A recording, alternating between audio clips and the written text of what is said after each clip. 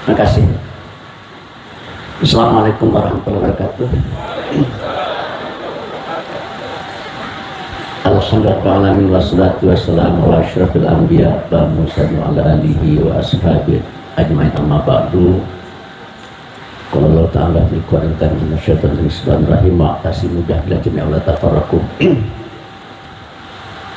Menarik sekali tadi Pak Adin Jauharuddin memberikan sambutan ya.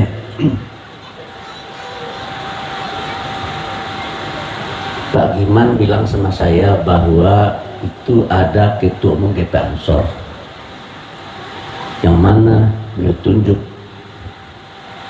beliau itu dulu beli rumah sama saya ngutang. Lalu saya tanya sama Pak Giman, udah lunas belum? Sudah. Ini penting kita pakai ya. Yang namanya berutang itu ada hadisnya. Hadis pertama menjauhi berutang. Tuh.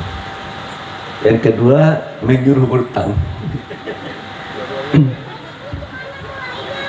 Kenapa dilarang oleh Rasulullah berutang?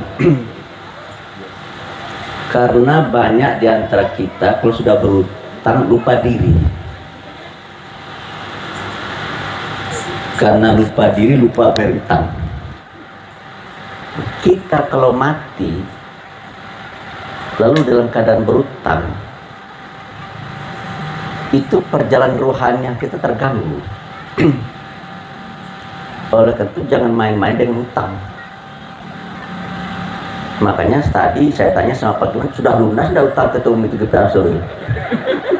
Sebelum dia mati tiba-tiba, itu bermasalah itu. Tapi kata ibu tadi 1 tahun sudah lunas ya Bu ya. Mengerikan juga Pak ketua umum GP Ansor ini berhutang ya, bayar DP menghilang gitu kan ya. Siapa yang nggak cemas itu ya? Apalagi anak muda ya Bu ya, anak muda. Masa jihad mubarak, mana jihad mubarak? Anak jihad mubarak, sini kamu, sini kamu. Sini. Tapi ada yang menarik dari cerita Pak Adin tadi ya. Dia mengajak sini. Dia mengajak jihad mubarak untuk juga berutang. Saya tidak tahu berutang sama Pak Giman juga. Udah lunas belum? Oh, udah juga. Sini. Ya. Nah, jadi Pak Adin Jauharuddin mantan ketua umum GP Ansor. Iya. Dulu ketua umum GP PMI ya? Iya, PMI. Satu angkatan. Tadi saya sudah dengar beliau memberikan sambutan. Bagus kan kamu memberikan sambutan, Pak. Memberikan sambutan. Jangan sampai kalah dengan ketua umum GP Ansor, ketua umum PMI kita. Coba. Seru cerita utang Bu ya. Iya, boleh. Bismillahirrahmanirrahim. Assalamualaikum warahmatullahi wabarakatuh. Assalam. Alhamdulillahirabbil alamin wa bihi nasta'in ala umuri dunya wa din. Asyhadu an la ilaha illallah wa asyhadu anna Muhammadan abduhu wa rasuluh. Allahumma shalli ala Muhammad wa ala alihi wa sahbihi ajma'in. Amma ba'du. Pada Al-Mukarram Bu ya. Al-Mukarram Bu ya, Anwar Abbas yang luar biasa. Yang kami hormati juga kepada seluruh tamu undangan, dari Bapak Anggota Dewan, Ketua PDM, Ketua GP Ansor. Beliau memang ini Bu ya, Apa? dulu seperjuangan Bu ya. Iya betul. Suka nakalin pemerintah juga bareng dulu. Kalau Buya sekarang sering ngeritik pemerintah, kita dulu juga begitu kira-kira Bu ya. Jadi kalau Ketua GP Ansor memang dari dulu udah kita satu perjuangan dari cuman beliau jadi Ketua Umum PMI dulu jadi 2011, saya baru naik 2012. Jadi tapi kami lengsernya juga agak berbarengan gitu ya. Jadi pertama-tama tentunya ini satu hal yang membahagiakan saya juga terkait ini pembangunan SD, dan alhamdulillah juga Buya hadir pada kali ini juga bagi saya ini luar biasa, karena beliau ya memang guru kita semua, dan memang istilahnya kalau saya bilang ya Buya ini tokoh yang apa namanya cukup ideal ya, dalam artian kalau orang Cina bilang nih seimbang nih yin yang-nya Buya. Jadi bisa menyeimbangkan gitu, bisa menyeimbangkan bagaimana saatnya melangkah, saat harus mengerem, saat bagaimana ngomong ke pemerintah, saat tidak harus memberikan kontribusi. Saya pikir memang luar biasa. Dan juga pada kesempatan kali ini memang kesempatan yang cukup luar biasa juga, karena ini pembangunan SD ini memang mungkin tanpa Pak Giman mungkin juga nggak mengira ya, dalam karena kebetulan kami sama-sama pengurus PCM juga Bu ya. Kebetulan kami kalau di PCM anak buahnya Pak Giman Bu ya.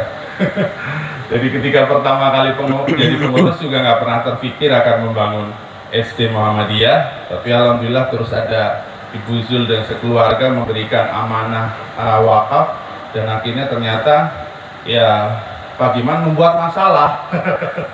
Membuat masalah, kata Pak Rektor tadi, membuat masalahnya, membuat PR untuk menginisiasi membuat sekolah, kira-kira begitu. Nah, mungkin itu saja Bu ya, biar nanti yang panjang lebar saya nggak mau terlalu panjang. Terima kasih. Assalamualaikum. Pak Din, naik ke atas panggung Pak Din. Terus, tolong ambil foto Pak, tolong ambil foto.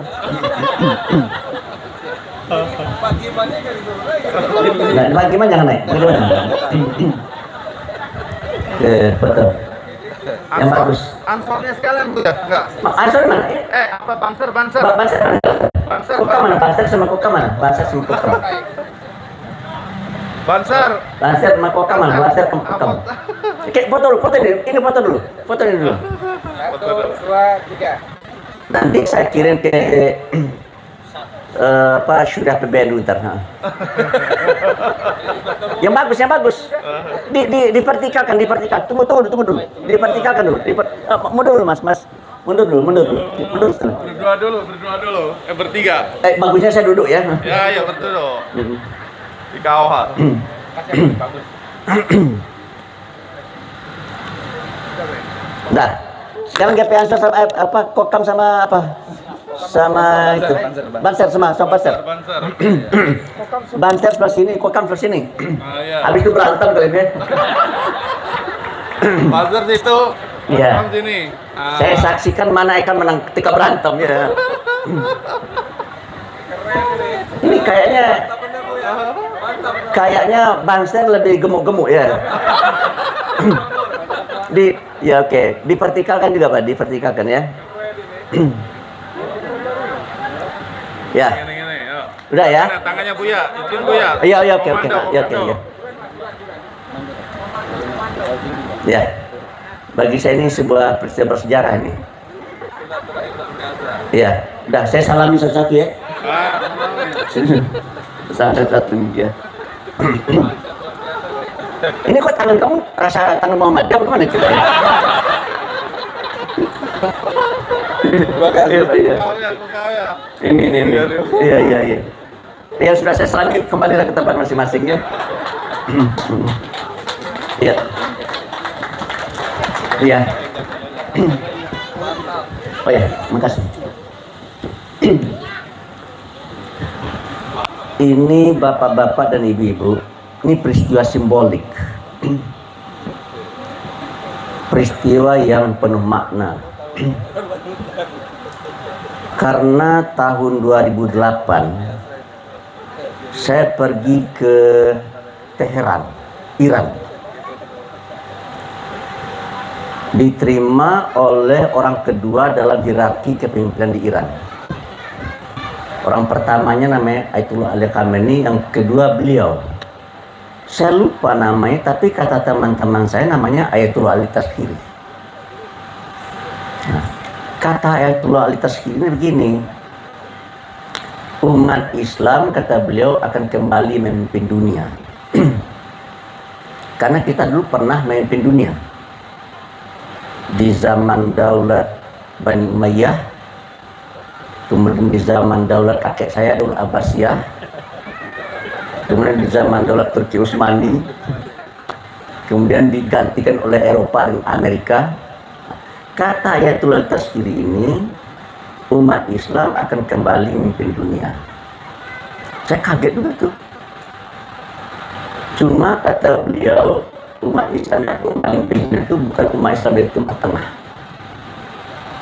bukan umat Islam dari Turki, dan bukan umat Islam dari Iran, tapi adalah umat Islam dari Indonesia. Saya titip pesan satu. Pesan ini yang menarik sekali bagi saya. Saya titip pesan satu. Tolong ukhuwah Islamiyah antara NU dan Muhammadiyah dijaga. Itu Pak Den. Saya udah habis pikir tuh ya. Itu kalau kita terbang ke Teheran berapa jam terbang tuh ya? Mungkin 8 atau 9 jam terbang ya. Jauh sekali. Yang ngomong itu bukan sembarang orang. Orang kedua adalah Mirati kepemimpin Iran. Lalu dia melihat Indonesia inilah yang berpeluang untuk menjadi negara adikuasa. Supaya umat Islam itu kuat, pesan beliau itu, tolong ukhuwah Islamiyah antara NU dan Muhammadiyah dijaga. Makanya saya tadi membaca ayat Al-Quran bunyi apa? Wa antasimu bihablillah jami'an wa la tafarraqu. Berpegang teguhlah kamu pada Allah dan jangan berpecah belah. Data dan fakta hari ini bagaimana Pak Drabas? Data dan fakta hari ini menunjukkan bahwa umat Islam belum bersatu. NU sibuk dengan dirinya, Muhammadiyah sibuk dengan dirinya, Wasliyah sibuk dengan dirinya, PAN sibuk dengan diri. Partai apa Pak? PKS sibuk dengan dirinya. Ada lagi partai yang lain enggak? Sibuk, masing-masing kita sibuk dengan diri kita. Nah, oleh karena itu mungkin kita harapkan generasi Pak Adin Jauharudin ini dengan generasinya si Jihad Mubarak ya akan bisa membawa suatu suasana baru. Saya lihat tadi ya, saya perhatikan. Saya kalau mendengar orang ngomong, yang saya perhatikan tidak hanya kata-katanya, tapi gerak matanya, gerak bibirnya, body language-nya. Saya punya kesimpulan, apa yang dikatakan oleh Ketua GP Ansor tadi itu sama antara yang diucapkan dengan yang dalam hati itu. Saya bisa menebak ini orang ini tidak sama katanya dengan hati. Bisa saya tebak.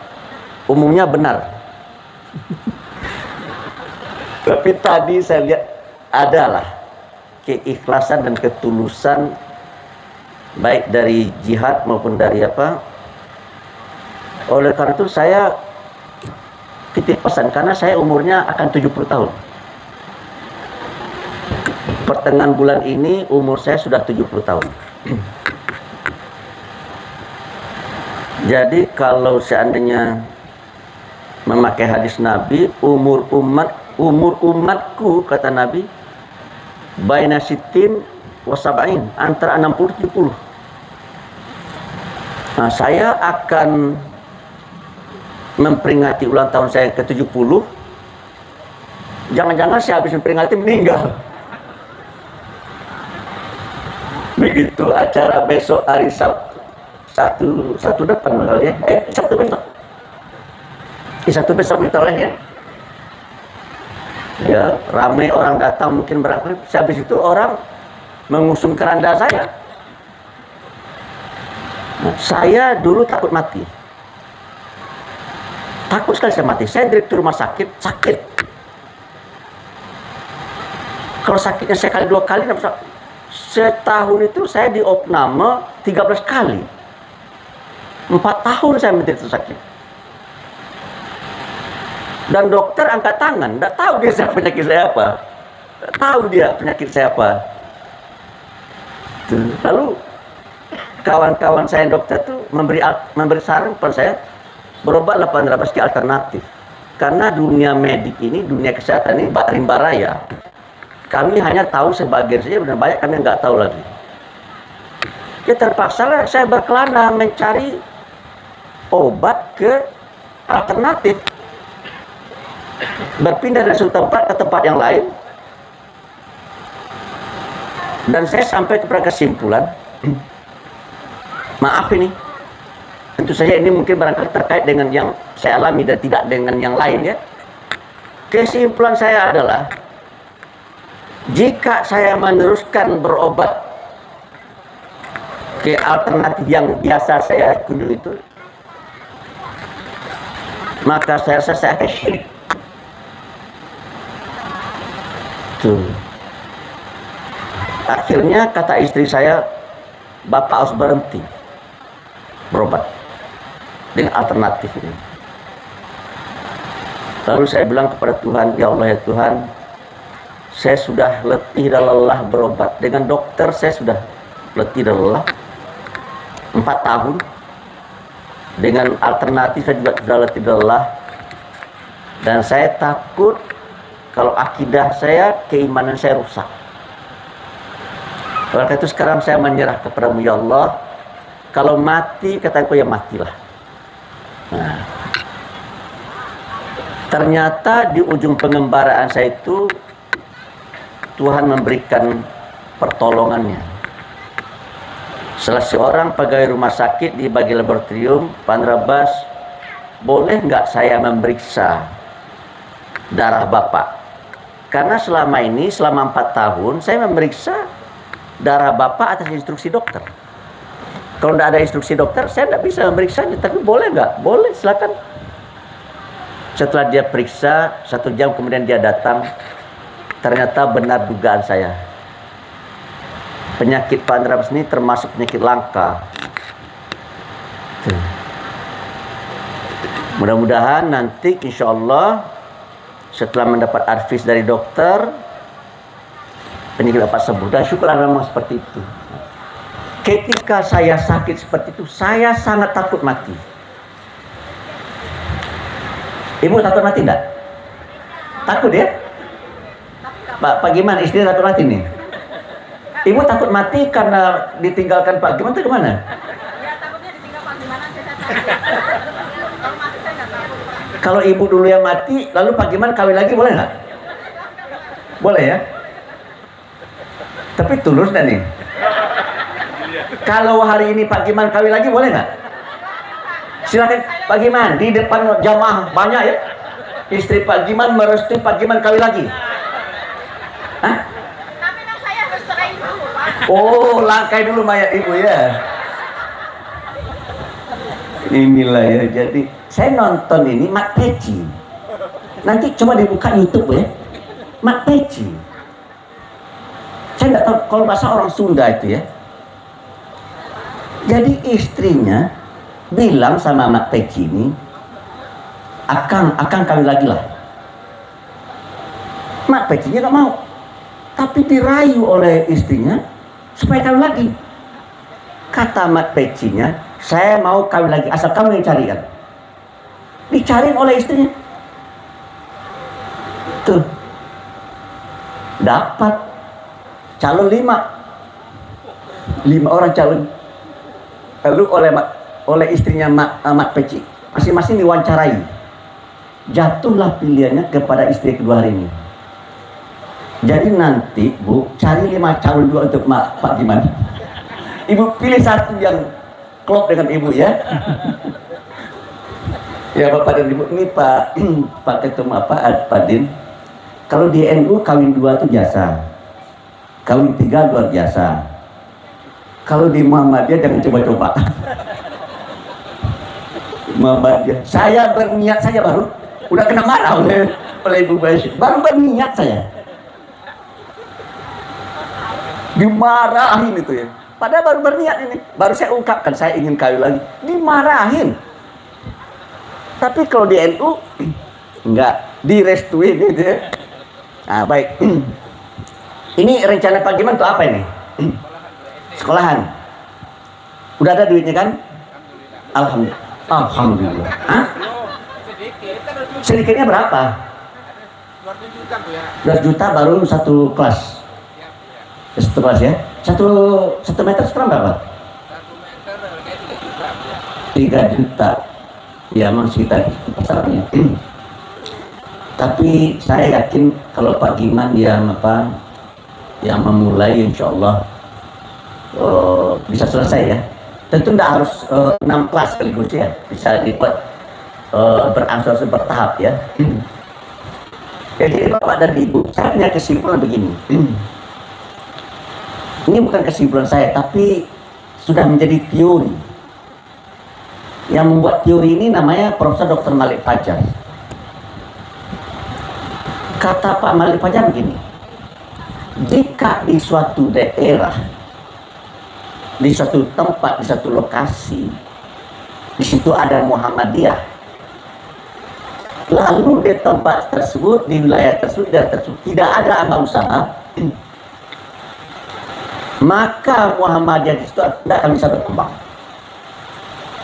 Tuh, ini kata Malik Fajar nih.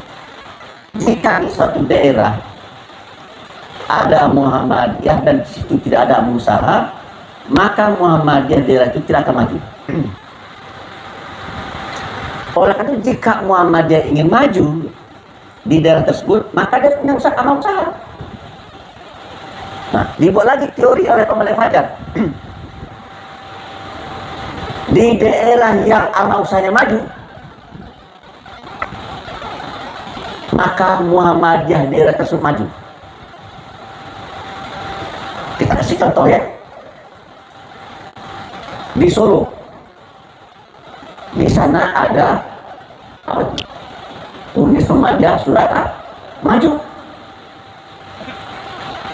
PDM-nya maju. Jogja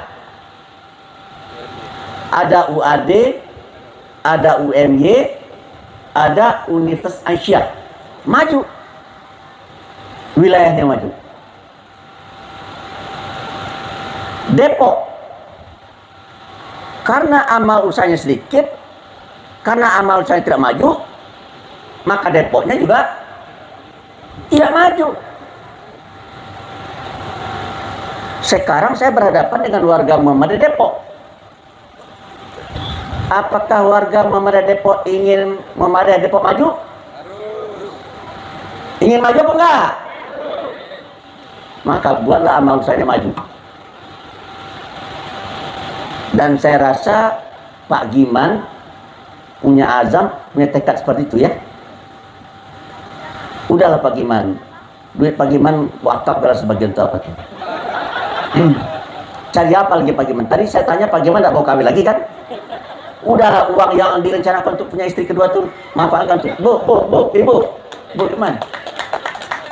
Daripada dia pergunakan oleh Pak Giman untuk kawin lagi, uangnya lebih baik buat sekolah sendiri ya. Amin amin amin amin. Apalagi Pak Giman punya anak yang saya lihat juga banyak duitnya ya. Siapa anak Pak Giman? Yang mana anaknya Pak Giman ujuk? Oh ini anak Pak. Oh yang cantik ini anak Pak Giman. Kok bisa ya?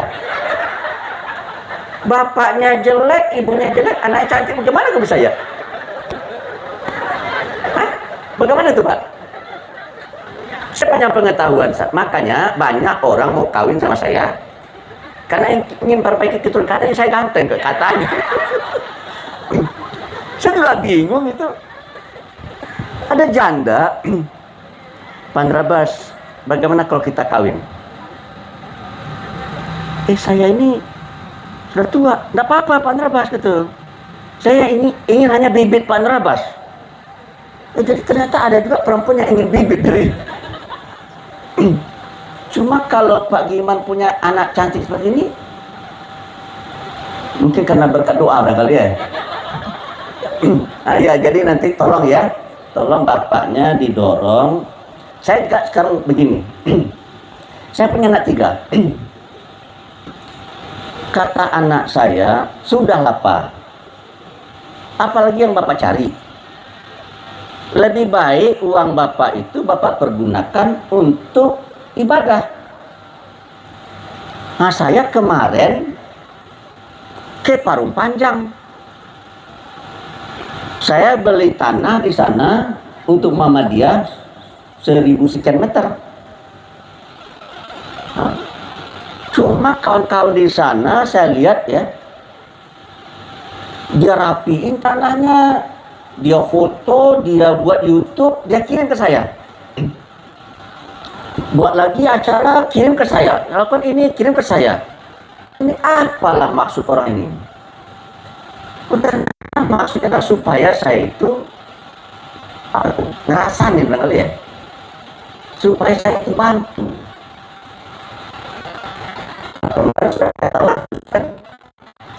Besok gali pondasi,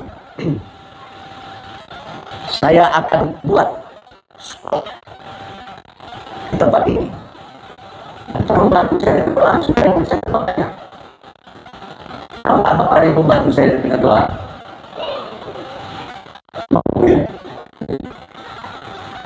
Tadi malam aneh juga.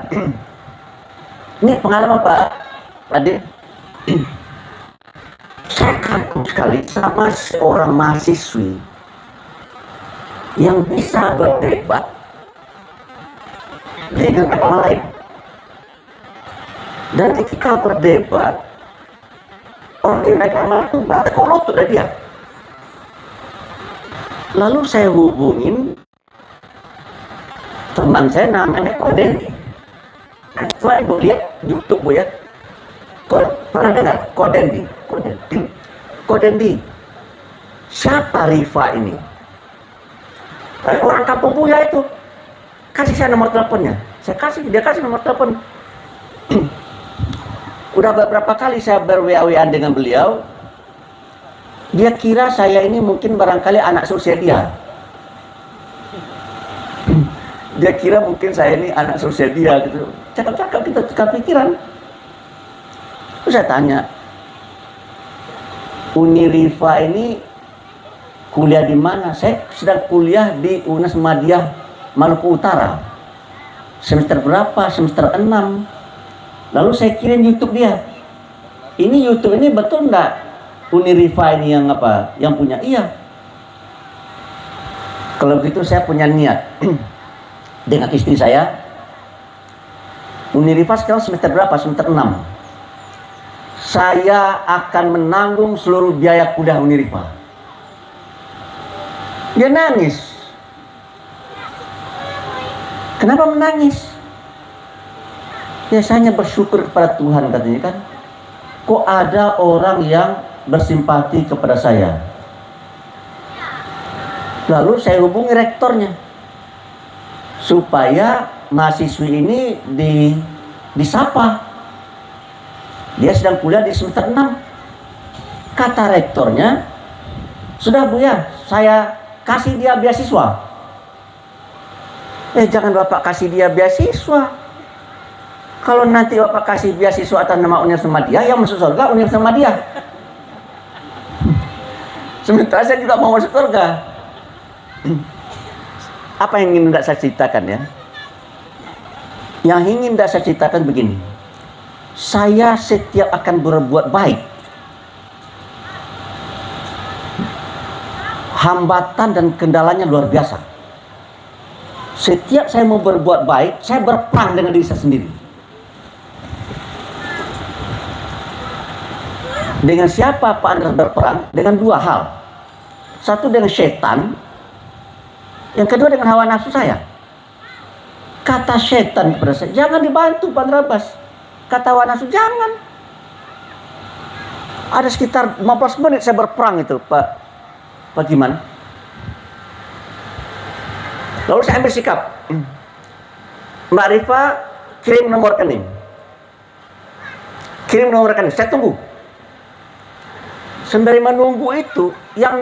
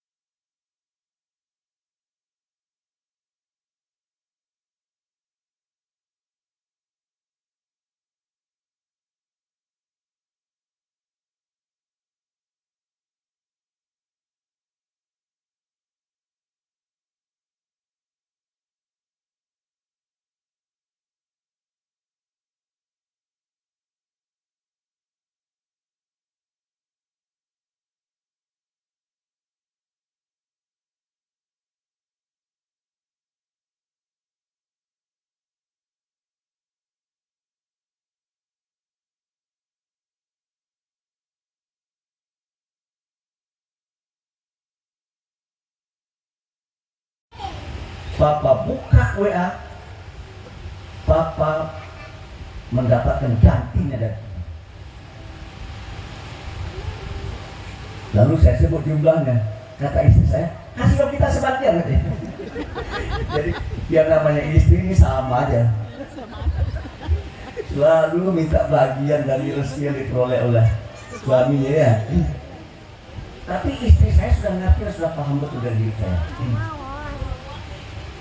Kata istri saya begini, berdasarkan karena saya besok itu ulang tahun ke-43 perkawinan. Kata istri saya begini, tidak semua rezeki yang kita terima itulah milik kita. Itu kata istri saya. Tapi adalah milik orang. Saya menulis buku, besok akan diluncurkan. 3 buku saya tulis. Salah satu buku judulnya adalah Tuhan Tidak Pernah Tidur. Saya punya pengalaman spiritual yang gak terlupakan. Saya pergi ke puncak mengedit sebuah film. 3 hari saya di puncak, saya dikasih honor. Honornya cukup besar.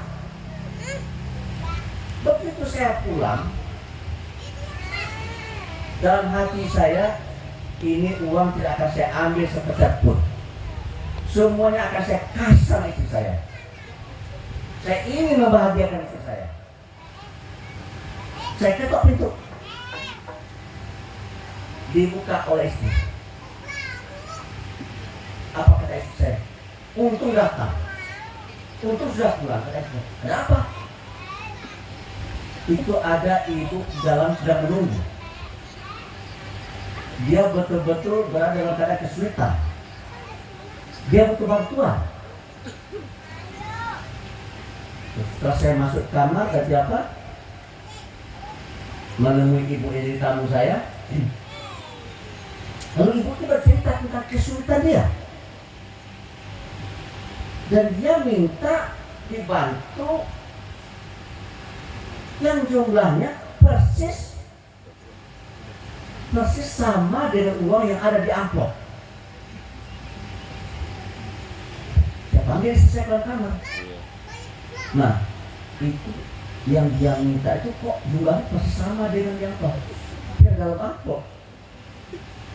Makanya kata istri saya, itulah tidak semua rezeki yang diberikan Tuhan kepada kita itu bukan untuk kita, adalah untuk kita. Lalu bagaimana? Dia kasih. Dikasih. Status pinjam. Kalau setahun dia berutang kan wajar kita minta ya. Kita tanyain, Bu, uang yang ibu pinjam setahun yang lalu bagaimana? Kan begitu wajar ya. 20 tahun berlalu, yang nama hutang nggak dia bayar.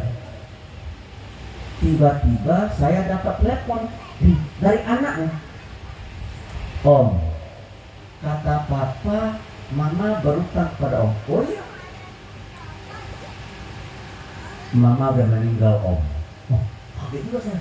Berarti hutang gak dibayar. Mama udah meninggal om. Ya sudah, kalau begitu hutang mamamu om maafkan. Jadi nampaknya rezeki yang saya dapat di puncak itu tidak ada sepeser pun untuk saya. Terakhir saya ingin cerita juga tentang ada teman saya kematian suami. Ternyata suami sudah 1 tahun meninggal, 1 tahun meninggal. Jadi istrinya ini, teman saya ini sudah 1 tahun meninggal. Saya ini pemerhati janda-janda. Saya ini sama istri saya pemerhati janda-janda. Saya datang. Setelah saya dengar cerita dia, saya betul-betul tergugah. Karena suami sudah meninggal 1 tahun yang lalu, dan dia tidak punya pekerjaan. Dia tidak punya pekerjaan. kerjaan. Anak apa?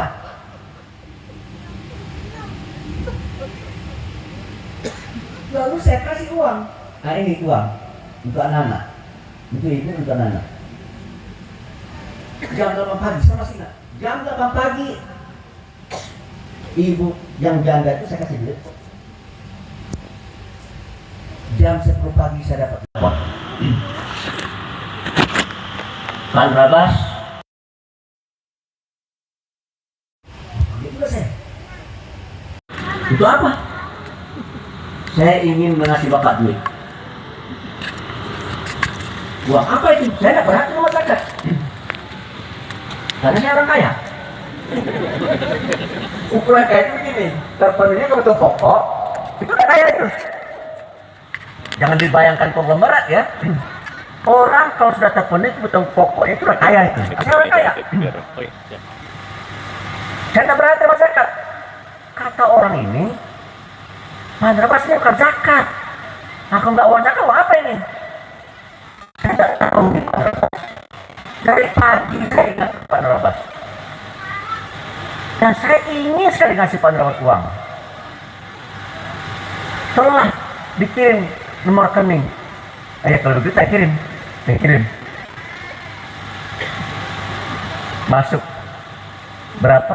10 kali lipat dari yang saya berikan. Oleh itu mulai besok Pak Giman bantulah janda. Di sini ada nggak janda nih? Ada nggak yang janda di sini?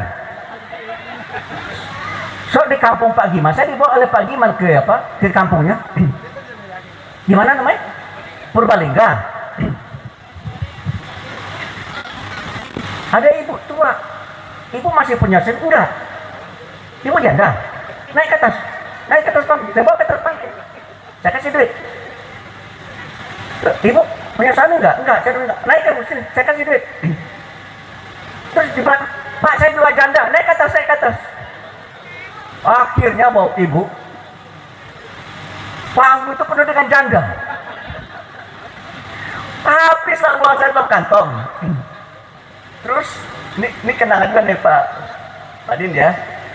Habis uang saya dalam kantong, saya punya staff namanya Final. Ada uang, ada buya. Naik ke atas, bawa uang sih. Kasih. Pagi lagi. Pak saya juga janda, naik lagi ke atas. Habis duit saya, habis duit staff saya. Minjam lagi sama Pak Giman ini. Setelah datang uang Pak Giman baru selesai ya. Enggak lagi mengakui sebagai janda. Jadi kesimpulan saya, kalau Pak Giman yang sudah turun, maka nasib janda akan berbeda semuanya gitulah. Apa? Dia punya sebagai berarti kalau saya dikawin oleh tapi nggak usah dikawin. Ini Pak Giman agak ciut jadinya nih di depan ibu nih. Biasanya kayak gini katanya nih. Pak Giman ini termasuk suami atau istri juga tidak. Ya jadi Bapak Ibu kita berharap mudah-mudahan rencana ini bisa terwujud. Cuma dalam kesimpulan saja ya. Jangan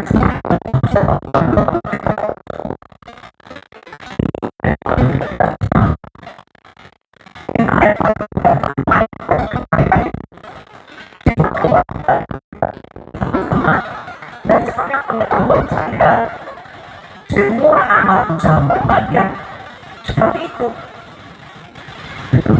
Nyaris semua amal usaha kecuali ada beberapa yang tidak. Contohnya di bangsa Pak Haidar kasih kita melahan sekitar 2 hektar kali. Lalu ada seorang konglomerat, seorang pengusaha yang mau membantu mewujudkan cita-cita Pak Haidar. Pak Haidar itu pengen punya rumah sakit, pengen punya masjid. Nilainya untuk kedua itu sekitar 60 miliar. Ternyata ada seorang konglomerat yang menyiapkan dana itu. Tapi yang kata jarang. Nah, oleh karena itu saya minta Bapak dan Ibu, mari kita kerjakan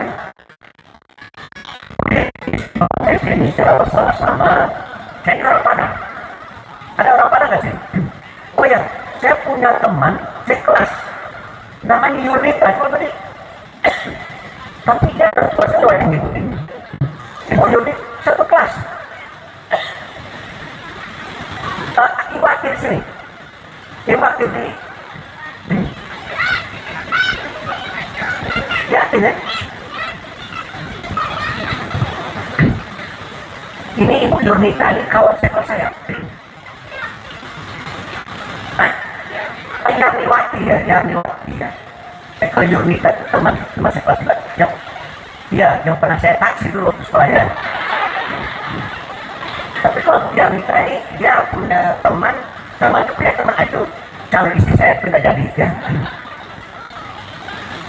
Nah, ya, jadi Bapak dan Ibu, saya betul-betul berharap di Pak Iman ya. Ada juga Pak Artinjau ini untuk berpartisipasi ya. Saya rasa uang untuk dia itu banyak, jangan untuk itu jangan untuk ya. Ketika belajar ilmu fikih, Pak, seorang mahasiswi bertanya kepada dosen, "Ibu, suami saya pelit, boleh nggak saya curi uangnya?" Jawaban profesor saya kan, jawaban profesor ini, boleh. Jadi istri itu boleh mencuri uang suaminya jika suaminya pelit. Tuh, dibalik pertanyaan, berapa besar uang yang boleh dicuri dari kantong suaminya? Sebesar kebutuhan pokoknya, bukan keinginan ya. Sebesar kebutuhan dan keinginan beda ya. Kalau kebutuhan itu sedikit, kalau keinginan itu banyak. Ingin punya mobil Ferrari, ingin punya hotel ya, itu keinginan. Kalau kebutuhan itu tidak banyak. Jadi perempuan diizinkan mencuri uang suaminya sesuai dengan kebutuhannya. Tapi jangan sampai di antara kita ada yang curi-curi gitu ya. Nah, oleh karena itu saya berharapkan Pak Adi juga akan kurang bantu. Terus saya juga bantu NU, Pak. Saya juga banyak bantu NU. Nah, itu ya. Jadi antara NU dan Muhammadiyah harus saling bantu. Bukan antara NU.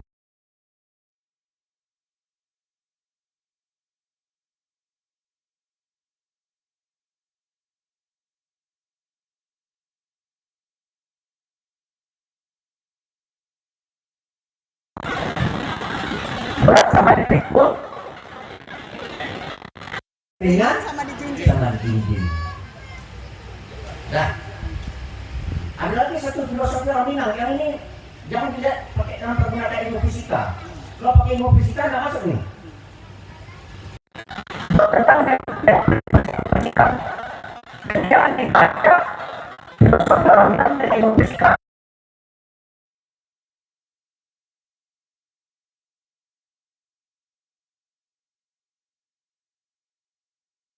Duduk bersama, berlapang-lapang. Saya ulang lagi ya.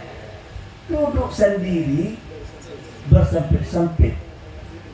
Duduk bersama, berlapang-lapang. Apa artinya itu? Bersama. Ibu-ibu, apa artinya? Siapa yang mau mengartikan maksudnya? Ibu-ibu? Duduk sendiri, bersempit-sempit. Apa, Bu? Duduk sambil ngopi, Pak.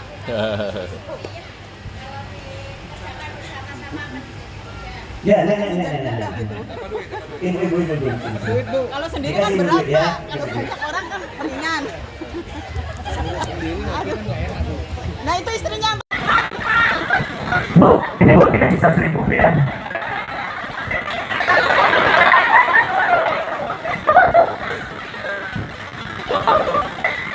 Kalau dikerjakan sendiri terasa sulit, kalau dikerjakan bersama-sama akan menjadi mudah.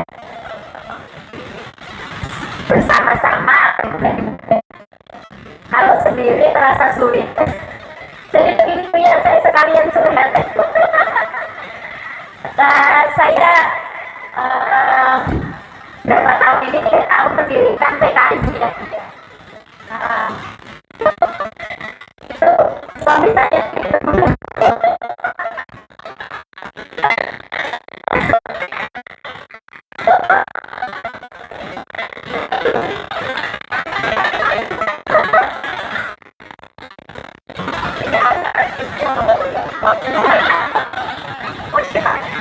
ya, saya mendirikan PKI dia itu ya sendiri, apa namanya, bangun rumah yang tadi diceritakan sama Om Adi tadi.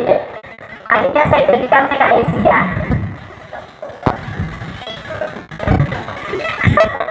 Iya, di situ terasa sulit karena kita bangun sendiri.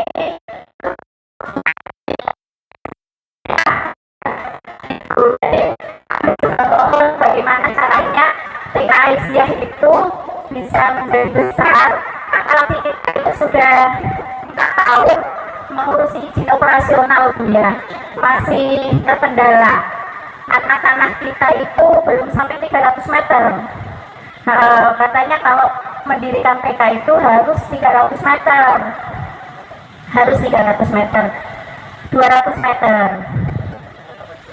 Tanyakan sama Pak Dimas.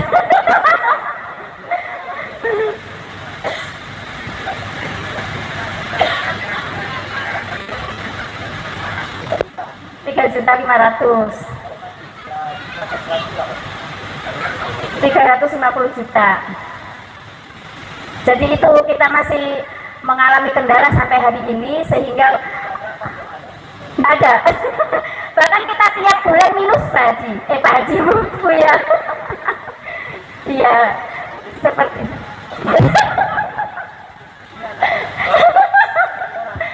anak saya 4 Bu ya.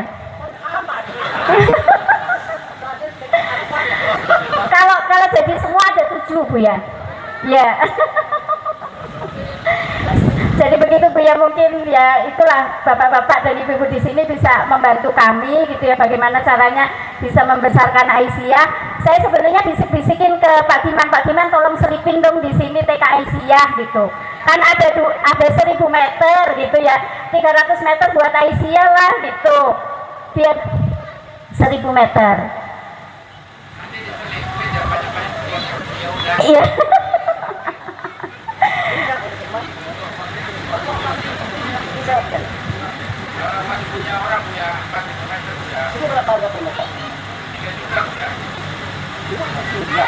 Tidak di rumah Bu ya, jadi karena 2 kapling, jadi 1 kaplingnya itu kami jadikan sekolah begitu ya.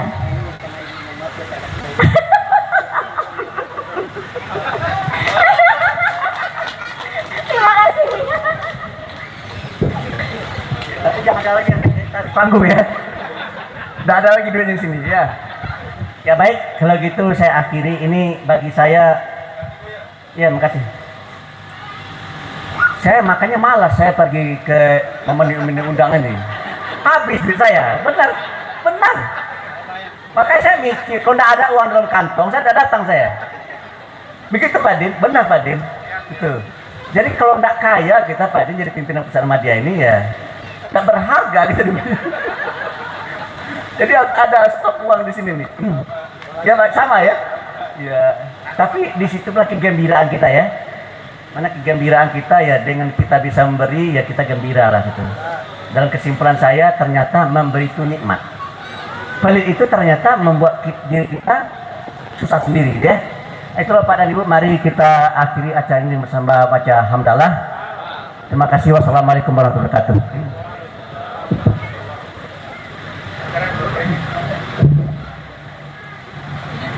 Terima kasih atas nasihat, pengalaman hidup, wisdom yang telah disampaikan oleh Buya.